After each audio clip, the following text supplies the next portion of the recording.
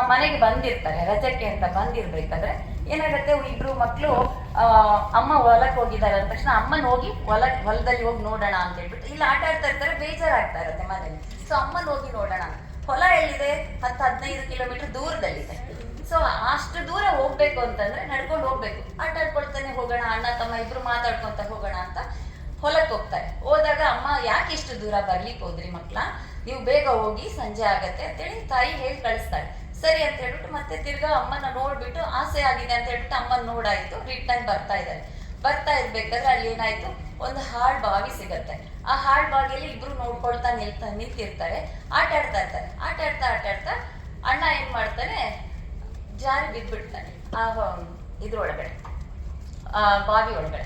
ಬಿದ್ದಾಗ ಏನಾಗತ್ತೆ, ತಮ್ಮನ್ನ ಅವನ್ಗೆ ಹೇಳ್ತಾನೆ, ಕಿಶೋರ್ ನನ್ನ ಕಾಪಾಡು ಅಂತ ಹೇಳ್ಬಿಟ್ಟು ಆ ಹುಡುಗ ಅಶೋಕ್ ಅಣ್ಣ ಇದಾನಲ್ಲ, ನನ್ ಕಾಪಾಡು, ಹೇಗಾದ್ರೂ ಕಾಪಾಡು.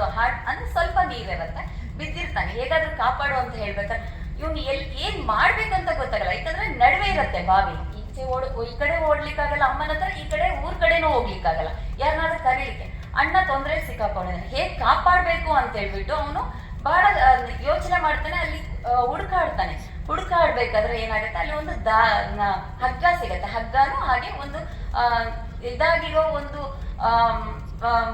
ಬಕೆಟು ಇರುತ್ತೆ. ಸೊ ಅದನ್ನ ಏನ್ ಮಾಡ್ತಾನೆ, ಆ ಬಾವಿ ಒಳಗಡೆ ಹಾಕ್ತಾನೆ. ಆ ಬಾವಿ ಒಳಗಡೆ ಹಾಕಿ ಎಳಿತಾನೆ, ಇದನ್ನ ಇಟ್ಕೊಂಡ್ ಬಾ ಅಂತ ಹೇಳ್ಬಿಟ್ಟು ಟ್ರೈ ಮಾಡ್ತಾನೆ. ಆಗೋದೇ ಇಲ್ಲ ಅವನ ಕೈಯಲ್ಲಿ, ಆದ್ರೂ ಪ್ರಯತ್ನ ಮಾಡ್ತಾನೆ. ಹಲವಾರು ಪ್ರಯತ್ನದ ನಂತರ, ಯಾಕಂದ್ರೆ ಅಣ್ಣ ಬಂದ್ಬಿಟ್ಟು ಇವನ್ಕಿಂತ 3 ಹೆಚ್ಚು ವೇಟ್ ಇರ್ತಾನೆ, ರೈಟ್? ಯಾಕಂದ್ರೆ ಇವನ್ ಚಿಕ್ಕವನಾಗಿರ್ತಾನೆ, ಅವನು ದೊಡ್ಡವನಾಗಿರ್ತಾನೆ. 4-5 ವರ್ಷ ಡಿಫ್ರೆನ್ಸ್ ಇದೆ ಇಬ್ರ ನಡುವೆನು. ಹಾಗಿರ್ಬೇಕಾದ್ರೆ ಟ್ರೈ ಮಾಡಿ ಕೊನೆಗೆ ಅವನ ಪ್ರಯತ್ನವನ್ನ ಏನ್ ಮಾಡ್ತಾನೆ, ಎಳೆದು ಮೇಲ್ಗಡೆ ತಂದ್ಬಿಡ್ತಾನೆ. ಸ್ವಲ್ಪ ಒದ್ದೆ ಆಗಿರತ್ತೆ, ಸ್ವಲ್ಪ ಮಟ್ಟಿಗೆ ನೀರ್ ಇದ್ದಿದ್ರನ್ನ ಇದನ್ನ ಇದ್ ಮಾಡ್ಕೊಂಡು ಹಾಗೆ ಊರ್ ಬಂದ್ ಸೇರ್ತಾರೆ. ಬಂದು ಸೇರೋಷ್ಟೊಂದು ಬಟ್ಟೆ ಎಲ್ಲ ಒಣಗೋಗಿರತ್ತೆ, ಮನೇಲಿ ಇರ್ತಾರೆ. ಅಮ್ಮ ಬರ್ತಾಳೆ, ಊರಲ್ಲೆಲ್ಲ ಇರ್ತಾರೆ. ಅವಾಗ ಈ ತರ ಆಯ್ತು ಅಂತ ಹೇಳ್ಬಿಟ್ಟು ಮಕ್ಳಿಗೆ ಹೇಳಿದಾಗ ಅವ್ರಿಗೆ ಆಶ್ಚರ್ಯ ಪಡ್ತಾರೆ. ಆದ್ರೆ ಊರ್ನವ್ರು ಯಾರು ನಂಬ್ಲಿಕ್ಕೆ ರೆಡಿ ಇಲ್ಲ. ಯಾಕೆ ಅಂತಂದ್ರೆ, ಇಲ್ಲ ಸುಳ್ಳು ಹೇಳ್ತಾ ಇದಾರೆ ಮಕ್ಳು ಅಂತ ಹೇಳ್ತಾರೆ. ಸೊ ಇಲ್ಲ ಇದು ಆಗಿದೆ ನಿಜ ಅಂತ ಮಕ್ಳು ಹೇಳಿದ್ರು ಯಾರು ನಂಬಲಿಕ್ಕೆ ರೆಡಿ ಇಲ್ಲ. ಅವಾಗ ಊರಿನಲ್ಲಿರೋ ದೊಡ್ಡವ್ರೊಬ್ರು ಬರ್ತಾರೆ, ಹಿರಿಯವರು. ಸೊ ಬಂದಾಗ ಏನಾಗುತ್ತೆ, ಅವರು ಇಲ್ಲ ಮಕ್ಳು ಹೇಳ್ತಾ ಇರೋದು ನಿಜ, ಅದು ಹುಡುಗ ಕಿಶೋರೇ ಕಾಪಾಡಿರೋದು ಅಂತ ಹೇಳ್ತಾರೆ. ಸೊ ಅಲ್ಲಿ ಕಾಪಾಡ್ಲಿಕ್ಕೆ ಏನ್ ಕಾರಣ ಅಂತ ಯಾರಿಗಾದ್ರೂ ಹೇಳಲಿಕ್ಕಾಗತ್ತಾ? ಮತ್ತೆ ಒಂದು ವಿಲ್ ಪವರ್, ನೀವು ಹೇಳ್ಬಾರ್ದಲ್ಲ, ಅವ್ರು ಹೇಳಿದ್ರು. ಆಕ್ಚುಲಿ ನಾನು ಅವ್ರಿಗೆ ಪ್ರಶ್ನೆ ಮಾಡ್ತಾ ಇದ್ದೀನಿ. ಓಕೆ, ಆಕ್ಚುಲಿ ನಾನು ಅನ್ಕೊಂಡಿದ್ದೇನು ಗೊತ್ತಾ, ಸೊ ಈ ಪ್ರಶ್ನೆಗೆ ಯಾರು ಉತ್ತರ ಹೇಳ್ತಾರೋ ಅವ್ರಿಗೆ ನಾನು ಪ್ರೈಸ್ ಕೊಡ್ಬೇಕು ಅಂತ ಅನ್ಕೊಂಡಿದ್ದೆ. ಸೊ ಲಾಸ್ ಆಯ್ತು ಈಗ. ಏನ್ ಗೊತ್ತಾ, ಯಾಕಂದ್ರೆ ಅಲ್ಲಿ ಡಿಮೋಟಿವೇಟ್ ಮಾಡ್ಲಿಕ್ಕೆ ಯಾರು ಇಲ್ಲ. ಈ ಕಡೆ ಅಲ್ಲಿ 10-15 ಕಿಲೋಮೀಟರ್ ದೂರ ಯಾರ್ಯಾರು ಇಲ್ಲ, ಒಂದು ಸೌಂಡ್ ಇಲ್ಲ. ಕಿಶೋರ್ ನಿನ್ ಕೈಯಲ್ಲಿ ಆಗಲ್ಲ ಅಂತ ಹೇಳೋರು ಒಬ್ರು ಇಲ್ಲ. ಅವ್ರು ಮಾಡ್ಲೇಬೇಕಾಯ್ತು. ಪರಿಸ್ಥಿತಿ ಏನಂತಂದ್ರೆ ಅಚೀವ್ ಮಾಡ್ಲೇಬೇಕು ಅನ್ನೋ ತರ ಆ ಸ್ಥಿತಿಯಲ್ಲಿ ಇದ್ದಾನೆ. ಏನಂದ್ರೆ ನಾನ್ ಮಾಡ್ಲೇಬೇಕು, ಅಣ್ಣನ ಕಾಪಾಡ್ಲೇಬೇಕು, ಇಲ್ಲಿ ಬಿಟ್ಟು ಹೋಗ್ಲಿಕ್ಕೆ ಆಗೋದೇ ಇಲ್ಲ, ಒಂದು ಸಿಚುವೇಶನ್ಸ್ ಅದು. ಸೊ ಅದು ಏನಾಗುತ್ತೆ, ಆ ಸಿಚುವೇಶನ್ಸ್ ನಾವು ಹ್ಯಾಂಡಲ್ ಮಾಡ್ಬೇಕಾಗತ್ತೆ. ಸೊ ಅವಾಗ ಹಿರಿಯರು ಬಂದು ಹೇಳಿದಾಗ ಊರ್ನವರೆಲ್ಲ ಒಪ್ಕೊಳ್ತಾರೆ, ಅಪ್ರಿಷಿಯೇಷನ್ಸ್ ಆಗತ್ತೆ. ಸೊ ಇದೇ ಮಕ್ಳ ಏನಂತಂದ್ರೆ, ನಾವು ಏನ್ ಮಾಡ್ತೀವಿ ಅನ್ನೋದಿರತ್ತೆ. ನಮ್ಗೆ ಗೋಲ್ ನಾವು ಅಚೀವ್ ಮಾಡ್ಬೇಕು ಅಂತ ಇದ್ದಾಗ ನಾವು ಅದನ್ನ ಮುಟ್ತೀವಿ. ಹೀಗೆ ಇನ್ನೊಂದು ವಿಷಯ ಏನಂತಂದ್ರೆ, ಎಲಾನ್ ಮಸ್ಕ್ ಇದಾರಲ್ಲ, ಅವ್ರ ಹತ್ರ ಹೋಗಿ ಕೇಳಿದ್ರಂತೆ, ನೀವು ಇಷ್ಟು ಬೆಳೆದಿದ್ದೀರಲ್ಲ, ಹೇಗೆ ಕಾರಣ ಏನು ಅಂತ ಹೇಳಿ ಕೇಳಿದಾಗ, ಹಂಗಂದ್ರೆ ಏನು ಕ್ವಶನ್ ಅರ್ಥ ಆಗಿಲ್ಲಲ್ಲ ಅಂತ ಹೇಳಿದ್ರಂತೆ. ಮತ್ತೆ ಕೇಳಿದ್ರಂತೆ ಪ್ರಶ್ನೆ, ಕೇಳಿದಾಗ ಅದನ್ನೇ ಕೇಳಿದಾಗ, ಇಲ್ಲ ನಂಗೆ ಅರ್ಥ ಆಗಿಲ್ಲ ಅಂತ ಹೇಳಿದ್ರಂತೆ. ಹೋಗ್ಲಿ ಬಿಡಿ, ನಿಮ್ಗೆ ಹೇಳಲಿಕ್ಕೆ ಇಂಟ್ರೆಸ್ಟ್ ಇಲ್ಲ.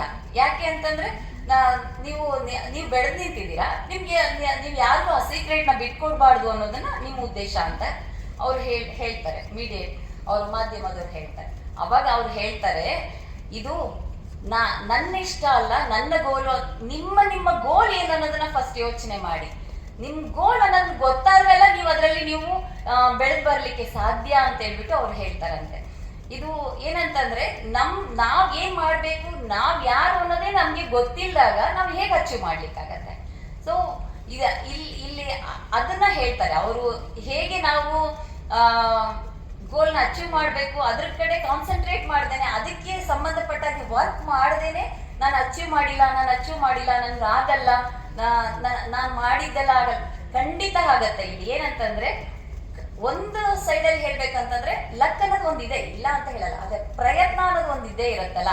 ಸೊ 75% ನಮ್ಮ ಪ್ರಯತ್ನ, ಹಾಗೆ 25% ಏನಂತಂದ್ರೆ ಲಕ್ ಅಂತ ಬರುತ್ತೆ. ಸೊ ಕೊನೆಯದಾಗಿ ನಮ್ಮ ಕಂಪನಿ ಬಗ್ಗೆ ಒಂದ್ ಸ್ವಲ್ಪ ಹೇಳ್ಬಿಟ್ಟು ನಾನು ಈ ಮಾತನ್ನ ಮುಗಿಸ್ತಿದ್ದೀನಿ. ಏನಂತಂದ್ರೆ ಇಲ್ಲಿ ನಮ್ಗೆ ನಿಜವಾಗ್ಲೂ ಹೇಳ್ಬೇಕಂತಂದ್ರೆ ನಮ್ಗೆ ದಾರಿ ತೋರಿಸೋರು ಯಾರು ಅಂತ ಹೇಳಿದ್ರೆ ನಮ್ಗೆ ಒಂದು ತಂದೆ ಇಲ್ಲ ತಾಯಿ, ಕೊನೆಗೆ ಒಳ್ಳೆ ಗುರು. ನೀನ್ ಅಚೀವ್ ಮಾಡ್ಬೇಕು, ನೀನ್ ಚೆನ್ನಾಗಿರ್ಬೇಕು ಅಂತ ಆಶೀರ್ವಾದ ಮಾಡೋರು ಯಾರಂತಂದ್ರೆ ಇವರೇ ಇಬ್ರು ಬಿಟ್ರೆ, ತಂದೆ ತಾಯಿ ಬಿಟ್ರೆ ಗುರು. ಇವ್ರ ಮಾರ್ಗದರ್ಶನ ಇಲ್ಲದೆ ನಾವು ಯಾವುದೇ ಅಚೀವ್ಮೆಂಟ್ಗೆ ಹೋಗ್ಲಿಕ್ಕೆ ಆಗೋದಿಲ್ಲ. ಸೊ ಗುರುಗಳ ಹತ್ರ ನಾವು ಯಾವತ್ತೂ ಅಪೋಸ್ ಮಾಡ್ಕೋಬಾರ್ದು. ಅವ್ರು ಏನೇ ಒಂದು ಹೇಳಿದ್ರೆ ಅದನ್ನ ನಾವು ಪಾಸಿಟಿವ್ ಆಗಿ ತಗೊಂಡಾಗ ಇಲ್ಲಿ ಅದು ನಮ್ಗೆ ಒಂದಿನ ಅದು ಒಳ್ಳೇದೇ ಆಗಿರತ್ತೆ ಬಿಟ್ರೆ ಕೆಟ್ಟದಾಗ್ಲಿಕ್ಕೆ ಸಾಧ್ಯ ಇಲ್ಲ. ಅದಕ್ಕೆ ಸಂಬಂಧಪಟ್ಟಾಗೆ ಒಂದು ವಿಷಯ ಹೇಳ್ತೀನಿ. ಏನಂತಂದ್ರೆ ಒಬ್ಬ ಒಬ್ಬ ಸ್ಟೂಡೆಂಟ್ ಇರ್ತಾರೆ. ಸ್ಟೂಡೆಂಟ್ ಬಂದ್ಬಿಟ್ಟು ಯಾವಾಗ್ಲೂ ಟೀಚರ್ಸ್ನ ಕಾಡಿಸ್ತಾನೆ ಇರ್ತಾರಂತೆ. ಕಾಡಿಸ್ತಾ ಇರ್ಬೇಕಾದ್ರೆ ಕೊನೆಗೆ ಆ ಟೀಚರ್ ಸಾಕಾಗಿ ಸುಸ್ತಾಗಿ ಶಾಪನೇ ಹಾಕ್ಬಿಟ್ರ, ನೀನ್ ಕೊನೆ ನೋಡೋ ಯಾವಾಗ್ಲೂ ರೋಡಲ್ಲೇ ನಿಂತಿರ್ತೀಯ, ನೀನು ಉದ್ಧಾರ ಆಗೋದಿಲ್ಲ, ನೀನ್ ರೋಡಲ್ಲೇ ನಿಂತಿರ್ತೀಯ ಅಂತ ಹೇಳಿದ್ರಂತೆ. ಆ ಹುಡುಗ ಏನಾದ ಅಂದ್ರೆ ಚೆನ್ನಾಗಿ ಓದಿ, ನೀವೇನು ನನ್ ಉದ್ಧಾರ ಆಗಲ್ಲ ಅಂತ ಹೇಳಿದ್ರು ಅಂತ ಹೇಳ್ಬಿಟ್ಟು ಚೆನ್ನಾಗಿ ಓದಿ ಒಳ್ಳೆ ಆಫೀಸರ್ ಆದ್ರಂತೆ. ಏನ್ ಆಫೀಸರ್ ಅಂತಂದ್ರೆ ಟ್ರಾಫಿಕ್ ಪೊಲೀಸ್ ಆಫೀಸರ್ ಆದ್ರಂತೆ. ಕೊನೆಗೆ ಏನಾಯ್ತು, ಗುರುಗಳು ಹೇಳಿದ್ದು ಶಾಪ ಅಲ್ಲಿಗೆ ಹೋಯ್ತು. ಕರೆಕ್ಟ್ ಅಲ್ಲ? ಒಂದ್ಸರಿ ಆ ಗುರುಗಳು ರೋಡಲ್ಲಿ ನಿಂತಾಗ ಸೆಲ್ಯೂಟ್ ಮಾಡ್ಬಿಟ್ಟು ನೀವು ಹಾಕಿದ ಶಾಪ ನನಗೆ ತಟ್ಟು ಗುರುಗಳೇ ಅಂತ ಹೇಳಿ ಹೋದ್ರಂತೆ. ಓಕೆ, ಈ ತರ ಸನ್ನಿವೇಶಗಳಿರುತ್ತೆ. ನಾವು ಏನ್ ಮಾಡ್ತಿದೀವಿ ಅನ್ನೋದ್ರ ಮೇಲೂ ಡಿಪೆಂಡ್ ಇರುತ್ತೆ. ಹಾಗೆ ನಾವಿವತ್ತು ಈ ಶಶಿ ಸೋಪ್ಸ್ ಅಂತ ಒಂದು ಮಹಾರಾಜ ಇಂಡಸ್ಟ್ರೀಸ್ ಅನ್ನೋ ಒಂದು ಇದರಲ್ಲಿ ನಾವು ಬೆಳೆದು ಬಂದಿದ್ದಕ್ಕೆ ಇಲ್ಲಿ ಹಾನರ್ ಮಾಡ್ತಾ ಇರೋ ಮೇಡಮ್ ಅವ್ರಿಗೆ ನಾನು ಥ್ಯಾಂಕ್ಸ್ ಹೇಳ್ತಾ, ಹಾಗೆ ಏನಂತಂದ್ರೆ ಇವತ್ತು ನಾವು ಮೊದಲು ನಾವು ಅದು ಕಂಪನಿ ಸ್ಟಾರ್ಟ್ ಆಗ್ಲಿಕ್ಕೆ ಮುಂಚೆ ಡಿಸ್ಟ್ರಿಬ್ಯೂಷನ್ಸ್ ಇತ್ತು. ಡಿಸ್ಟ್ರಿಬ್ಯೂಷನ್ಸ್ ಅಲ್ಲಿ ಇರ್ಬೇಕಾದ್ರೆ ನಮ್ಮ ಮನೆಯವ್ರು ಅದು ಮಾಡ್ತಾ ಇದ್ರು. ಡಿಸ್ಟ್ರಿಬ್ಯೂಷನ್ಸ್ ಅಲ್ಲಿ ಒಂದು 8 to 10 years ಅಲ್ಲಿ ಇದ್ವಿ ನಾವು. ಒಂದು ದಿನ ದಿಢೀರ್ ಅಂತ ಆ ಡಿಸ್ಟ್ರಿಬ್ಯೂಷನ್ಸ್ ನಾವು ಚೆನ್ನಾಗಿ ಮಾಡ್ತಾ ಇದ್ದೀವಿ ಅನ್ನೋ ಒಂದೇ ಕಾರಣದಿಂದ ಅವರು, ನೀವು ನಂಬಲ್ಲ, ಕ್ಯಾನ್ಸಲೇ ಮಾಡಿಬಿಟ್ರು ನಮ್ಮ ಡಿಸ್ಟ್ರಿಬ್ಯೂಷನ್ಸ್ನ. ಯಾಕಂದ್ರೆ ಅವ್ರಿಗೇನೋ ಒಂಥರ ಪ್ರೆಸ್ಟೀಜ್ ಪ್ರಾಬ್ಲಮ್ಸ್ ಅಲ್ಲಿ. ಸೊ ಹಾಗಾಗ್ಬಿಟ್ಟು ನಾವು ಏನ್ ಮಾಡ್ಬೇಕು ಅಂತ ನಮ್ಗೆ ಗೊತ್ತಾಗ್ಲಿಲ್ಲ. ರಾತ್ರಿನೇ ನಾವು ತತ್ತರಿಸ್ಲಿಕ್ಕೆ ಶುರು ಮಾಡಿ ಒಂದು ಹಂತದಲ್ಲಿ ಇದ್ದ ನಾವು ನಮ್ಮ ಸುತ್ತಲೂ ಇರೋ ನಮ್ಮ ಜೊತೆಗೆ ಒಂದು 100 ಜನ ಇದ್ದಿರ್ಬೋದು ಆ ಸಂದರ್ಭದಲ್ಲಿ. ಡಿಸ್ಟ್ರಿಬ್ಯೂಟರ್ಸ್ ಆಗಿರ್ಬೋದು, ರಿಲೇಟಿವ್ಸ್ ಆಗಿರ್ಬೋದು, ನಮ್ಮ ಬ್ರದರ್ಸ್, ಅವ್ರ ಬ್ರದರ್ಸ್, ಸಿಸ್ಟರ್ಸ್ ಎಲ್ಲರೂ ಆ ಥರ ಇರಬೇಕಾದ್ರೆ ಆ ಒಂದು ತಿಂಗಳು ನಾವು ಒಂದು ಪರದಾಡಿದ್ವಿ. ಅಂದ್ರೆ ಏನ್ ಮಾಡ್ಬೇಕು, ನೆಕ್ಸ್ಟ್ ಏನ್ ಮೂವ್ ನಮ್ದನ್ನೋದೇ ಗೊತ್ತಾಗ್ಲಿಲ್ಲ. ಆ ಒಂದು ಸಿಚುವೇಶನ್ಸ್ ಅಲ್ಲಿ ನಾವು ನಮ್ಮ ಮನೆಯವ್ರು ಏನ್ ಹೇಳಿದ್ರು, ನಾನು ಬೇರೆ ಇನ್ನೊಂದು ಡಿಸ್ಟ್ರಿಬ್ಯೂಷನ್ಸ್ಗೆ ಹೋಗ್ತೀನಿ ಅಂತ ಹೇಳ್ಬಿಟ್ಟು ಅವರು ಹೇಳ್ತಾ ಇದ್ರು ಮನೆಯಲ್ಲಿ ಮಾತಾಡ್ತಾ ಇರ್ಬೇಕಾದ್ರೆ. ಸೊ ನಾನು ಹೇಳಿದೆ ಅವ್ರಿಗೆ, ಇಲ್ಲ ನಾವು ಡಿಸ್ಟ್ರಿಬ್ಯೂಷನ್ ಮಾಡ್ತಾ ಇದ್ರೆ ಇದೇ ಎಗೇನ್ ಆಗತ್ತೆ ನಮ್ಗೆ. ಯಾಕಂದ್ರೆ ನಮ್ ಸೇಲ್ಸ್ ನೀವು ಮಾಡ್ಕೊಡ್ತಾ ಇರ್ತೀರಾ, ಆದ್ರೆ ಅವ್ರು ಏನ್ ಮಾಡ್ತಾರೆ ಎಗೇನ್ ಮತ್ತೆ ನಮ್ಮನ್ನ ನೀವು ಬೇಡ ಇನ್ನೊಬ್ಬರನ್ನ ನಾವು ಹಾಕ್ತೀವಿ ಅಂತೇಳಿ ಈ ತರನೇ ನಮ್ಮನ್ನ ರೆಫ್ಯೂಸ್ ಮಾಡ್ತಾನೆ ಬರ್ತಾ ಇರ್ತಾರೆ. ಹಾಗಾಗಿ ನಾವೇ ಒಂದು ಕಂಪ್ನಿ ಹಾಕೋಣ ಅಂತ ಹೇಳ್ಬಿಟ್ಟು ನಾನು ಹೇಳಿದೆ. ಸೊ ಇದೇ ಮಾತನ್ನ ನಮ್ಮ ಅತ್ತೆಯವರು ಕೂಡ ಹೇಳಿದ್ರು, ಇಲ್ಲ ಇನ್ನೂ ಇದೇ ತರ ಎಷ್ಟು ಕಂಪ್ನಿಗಳಿಗೆ ನೀನು ಇದ್ ಮಾಡ್ತಾ ಹೋಗ್ತೀಯ, ನೀನೇ ಮಾಡು ಅಂತ ಹೇಳ್ಬಿಟ್ಟು ಅವ್ರಿಗೆ ಹೇಳಿದ್ರು. ಸೊ ಹಾಗಾಗ್ಬಿಟ್ಟು ಇಬ್ರು ವರ್ಡ್ಸ್ ಬಂದ್ಬಿಟ್ಟು ಅವ್ರು ಅಕ್ಸೆಪ್ಟ್ ಮಾಡ್ಕೊಂಡ್ರು. 2 ಕಡೆಯಿಂದನೂ ಅಮ್ಮನೂ ಅದನ್ನೇ ಹೇಳ್ತಾ ಇದ್ದಾರೆ, ನಾನು ಅದನ್ನೇ ಹೇಳ್ತಾ ಇದ್ದೀನಿ ಅಂತ ಅಂದಾಗ ಓಕೆ ಅಂತ ಹೇಳ್ಬಿಟ್ಟು ಅದನ್ನ ತೀರ್ಮಾನ ಮಾಡ್ಬಿಟ್ಟು ನಾವು ಕಂಪ್ನಿ ಮಾಡ್ಬೇಕು ಅಂತ ಹೇಳ್ಬಿಟ್ಟು ಮಿಷನರ್ಸ್ ಆರ್ಡರ್ ಕೊಟ್ವಿ. ಮಿಷನರ್ಸ್ ತಂದ್ವಿ. ವಿತಿನ್ 1 month 1.5 month ಅಲ್ಲೇ ನಾವು ಕಂಪ್ನಿನ ಎಸ್ಟಾಬ್ಲಿಷ್ ಮಾಡಾಯ್ತು. ಸೊ ಎಸ್ಟಾಬ್ಲಿಷ್ ಮಾಡಿ ಕಂಪ್ನಿಯಲ್ಲಿ ನಾವು ರನ್ ಮಾಡ್ಬೇಕಾದ್ರೆ, ಸೊ ಅವರು ಮಾರ್ಕೆಟಿಂಗ್ ನೋಡ್ಕೊಳ್ತಾ ಇದ್ರು, ಮತ್ತೆ ಪರ್ಚೇಸಿಂಗ್ ಮಾಡ್ತಾ ಇದ್ರು, ನಾನು ಪ್ರೊಡಕ್ಷನ್ ಅಲ್ಲೂ ಮತ್ತೆ ಫೈನಾನ್ಸ್ ಅಲ್ಲೂ ನಾನು ನೋಡ್ಕೊಳ್ತಾ ಇದ್ವಿ. ಸೊ ಎಲ್ಲರೂ ಸ್ಟ್ರಗಲ್ ತಗೊಂಡ್ವಿ. ಅದರಲ್ಲಿ ಟೀಮ್ ವರ್ಕ್ ಅಂತಾನೆ ಹೇಳ್ಬೇಕು. ನಾವಿಬ್ರೇ ಅಂತ ನಾನು ಹೇಳಲಿಕ್ಕೆ ಇಲ್ಲಿ ಇಷ್ಟಪಡೋದಿಲ್ಲ. ಇಲ್ಲಿ ನಮ್ಮ ವರ್ಕರ್ಸ್ ಆಗಿರ್ಬೋದು, ಸ್ಟಾಫ್ಸ್ ಆಗಿರ್ಬೋದು, ರಿಲೇಷನ್ಸ್ ಆಗಿರ್ಬೋದು, ಇಲ್ಲ ಫ್ರೆಂಡ್ಸ್ ಆಗಿರ್ಬೋದು, ಒಬ್ಬ ವ್ಯಕ್ತಿ ಮೇಲೆ ಬರ್ತಾ ಇದ್ದಾನೆ ಅಂತಂದ್ರೆ, ಸೊ ಒಂದು ಇಂಡಸ್ಟ್ರಿ ಆಗಿರ್ಬೋದು, ಇಲ್ಲ ಬೇರೆ ಬೇರೆ ಕಂಪನಿಗಳಾಗಿರ್ಬೋದು, IT ಫೀಲ್ಡ್ಗಳಲ್ಲಿ ದೊಡ್ಡ ಇದರಲ್ಲಿ ಎಲ್ಲ ಬರ್ತಾರಲ್ಲ, ಅವರು ಒಬ್ಬರೇ ಮಾಡ್ಲಿಕ್ಕೆ ಆಗಲ್ಲ. ಯಾವ್ದು ದೊಡ್ಡ ಲೆವೆಲ್ಗೆ ಬೆಳೆಯೋರು ಯಾವತ್ತು ಒಬ್ಬರೇ ಬರ್ಲಿಕ್ಕೆ ಆಗೋದಿಲ್ಲ. ಅಲ್ಲಿ ಟೀಮ್ ವರ್ಕ್ ಇದ್ರಷ್ಟೇ ನಾವು ಮೇಲ್ ಬರ್ಲಿಕ್ಕಾಗತ್ತೆ.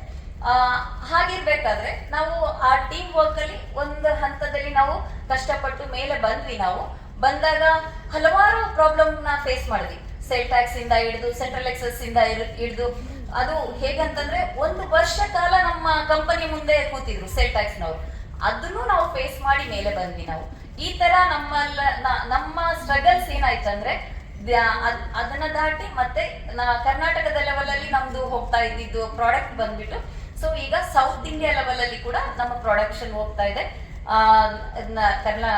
ಕೇರಳ, ಆಂಧ್ರ ಅಂಡ್ ಮಹಾರಾಷ್ಟ್ರ ಬಾರ್ಡರ್ ಅಲ್ಲಿ ಹೋಗ್ತಾ ಇದೆ. ನಮ್ಮ ಕರ್ನಾಟಕದಲ್ಲೂ ಫುಲ್ ಹೋಗ್ತಾ ಇದೆ. ಸೊ ಹೀಗೆ ನಮ್ದು ಡಿಸ್ಟ್ರಿಬ್ಯೂಷನ್ಸ್ ಇವತ್ತು ಕಂಪ್ನಿ ಬೆಳೆದಿರೋ ರೀತಿ ಹೀಗಿದೆ. ಇದರಲ್ಲಿ ಫುಲ್ ಸಪೋರ್ಟ್ ಅಂತ ಅಂದಾಗ ನಾನು ಒಬ್ಳೆ ಇಲ್ಲಿ ಬಂದಿಲ್ಲ. ಇದರಲ್ಲಿ ಮೇಜರ್ ವರ್ಕ್ ಬಂದ್ಬಿಟ್ಟು ಇದರಲ್ಲಿ ನಮ್ಮ ಮನೆಯವ್ರದ್ದಾಗಿದೆ. ಹಾಗೆ ಈ 10 ವರ್ಷ ನಾವು ಈ ಸ್ಕೂಲ್ಸ್ ಇದು ಕಂಪನಿನ ಮಾಡ್ತಾ ಇರ್ಬೇಕಾದ್ರೆ ನನ್ಗೆ ಏನಾಯ್ತು, ಸ್ವಲ್ಪ ನಂಗೆ ಇದರಿಂದ ಡೈವರ್ಷನ್ ಬೇಕು ಅಂತ ಒಂದ್ ಸ್ವಲ್ಪ ಅನಿಸ್ದಾಗ್ಲೇ ನಾನು ಏನ್ ಮಾಡಿದೆ, ಸ್ಕೂಲ್ ಅನ್ನೋದನ್ನ ಪ್ರಾರಂಭ ಮಾಡಿದೆ. ಯಾವಾಗ ಕಂಪ್ನಿ ಸ್ಟಾರ್ಟ್ ಮಾಡಿ 10 ವರ್ಷದ ನಂತರನೇ ನಾನು ಸ್ಕೂಲ್ನ ಸ್ಟಾರ್ಟ್ ಮಾಡಿ, ಸೊ ಈಗ ಸ್ಕೂಲ್ನೂ ರನ್ ಮಾಡ್ತಾ ಇದ್ದೀವಿ. ಇದನ್ನು ನೋಡ್ಕೊಂಡು, ಸೊ ಅದ ನಂತರ ಅಲ್ಲಿ ಬೇರೆ ಬೇರೆ ಕಾರ್ಗೆಟೆಡ್ ಬಾಕ್ಸ್ ಆಗಿರ್ಬೋದು, ಬಂಕ್ಸ್ ಆಗಿರ್ಬೋದು, ಈ ತರ ಟ್ರಾನ್ಸ್ಪೋರ್ಟ್ಸ್ ಆಗಿರ್ಬೋದು, ಅಟ್ಯಾಚ್ಡ್ ಎಲ್ಲ ಗ್ರೋತ್ ಆಗ್ತಾ ಬಂತು. ಆಕ್ಚುಲ್ ಆಗಿ ನಾನು ಇವತ್ತು ಇಲ್ಲಿ ನಿಂತಿದ್ದೀನಿ ಅಂತಂದ್ರೆ ನೋಡ್ಲಿಕ್ಕೆ ಈಗ 3-4 ಮಾಡಿದೀವಿ ಅನ್ಸತ್ತೆ. ನಾನು ನಿಜವಾಗ್ಲೂ ಹೇಳ್ಬೇಕಂದ್ರೆ ಎಷ್ಟು ನಾನು ಪ್ರಾಡಕ್ಟ್ ನಾನು ಫೇಸ್ ಮಾಡಿದೀನಿ ಅಂತಂದ್ರೆ ನೀವು ನಂಬಲ್ಲ. 13 ತರದ ನಾನು ಬಿಸ್ನೆಸ್ ನಾನು ಮಾಡಿ ಅದರಲ್ಲಿ ಸೋತು 3ರಿಂದ 4 ಅಷ್ಟೇ ಇವತ್ತು ನನ್ನ ಕೈಯಲ್ಲಿದೆ. ಸೊ ಯಾವತ್ತು ಎಲ್ಲಾದ್ರಲ್ಲೂ ನಾವು ಗೆಲ್ತೀವಿ ಅಂತ ಹೇಳಲಿಕ್ಕಾಗಲ್ಲ. ಅದನ್ನ ನಾನು ಇಲ್ಲಿ ಹೇಳಲಿಕ್ಕೆ ಇಷ್ಟಪಡ್ತಾ ಇದ್ದೀನಿ. ಯಾಕಂದ್ರೆ ಎಲ್ಲ ಈಗ ಮಾಡಿದ್ನೆಲ್ಲ ನಾವು ಗೆಲ್ತೀವಿ, ಮಾಡಿದ್ನೆಲ್ಲ ನಾನು ಬಿಸ್ನೆಸ್ ಅಲ್ಲಿ ಟಾಪ್ ಅಲ್ಲಿ ಬರ್ತೀನಿ ಅಂತಂದ್ರೆ ಸುಳ್ಳು. ಹೊರಗಡೆ ಕಾಣಲ್ಲ. ಆದ್ರೆ ಇವತ್ತೇನು ಶಶಿ ಸೋಪ್ಸ್ ಇದೆ, ಸ್ಕೂಲ್ ಇದೆ, ಸೊ ಇವ್ರು ಎಸ್ಟಾಬ್ಲಿಷ್ ಆಗಿ ಚೆನ್ನಾಗಿದ್ದಾರೆ ಅನ್ನೋದ ಎಲ್ಲರೂ ಅನ್ಕೊಳ್ತಾ ಇದ್ದಾರೆ. ಬಟ್ ಒಳಗಡೆ ನಾನು ಏನದು ಕುರಿ ಸಾಕಾಣಿಕೆ ಅಂತ ಹೇಳ್ತಾರಲ್ಲ, ಕುರಿದು ಅದನ್ನು ಮಾಡಿದೀನಿ, ಟೀ ಪುಡಿ ಮಾಡಿದೀನಿ, ಈ ತರ ಎಕ್ಸೆಟ್ರಾ ಇಷ್ಟೊಂದು ನಾನು ಮಾಡಿದೀನಿ. ಅದೆಲ್ಲ ನಾನು ಸೋತಿದ್ದೀನಿ ಅನ್ನೋದನ್ನ ನಾನು ಹೇಳಲಿಕ್ಕೆ ಇಷ್ಟಪಡ್ತಾ ಇದ್ದೀನಿ. ಹಾಗೆ ಇಲ್ಲಿ ಎಲ್ಲರಿಗೂ ಬಂದಿರೋರಿಗೆ ಮತ್ತೊಮ್ಮೆ ನಾನು ಯುಗಾದಿ ಹಬ್ಬದ ಶುಭಾಶಯಗಳು ಹೇಳ್ತಾ, ಮಹಿಳಾ ದಿನಾಚರಣೆದ ಶುಭಾಶಯಗಳು ಹೇಳ್ತಾ, ಇಲ್ಲಿ ನನಗೆ ಹಾನರ್ ಮಾಡಿದ ನಿಮ್ಮ ಕಾಲೇಜ್ ಅವ್ರಿಗೂ, ನಿಮ್ಮ ಟೀಮ್ ಅವ್ರಿಗೂ, ಹಾಗೆ ಗಾಯತ್ರಿ ಮೇಡಮ್ ಅವ್ರಿಗೂ ನನ್ನ ಥ್ಯಾಂಕ್ಸ್ ಅಂಡ್ ನಮಸ್ಕಾರಗಳು ಹೇಳ್ತಾ, ಜೈ ಹಿಂದ್, ಜೈ ಕರ್ನಾಟಕ.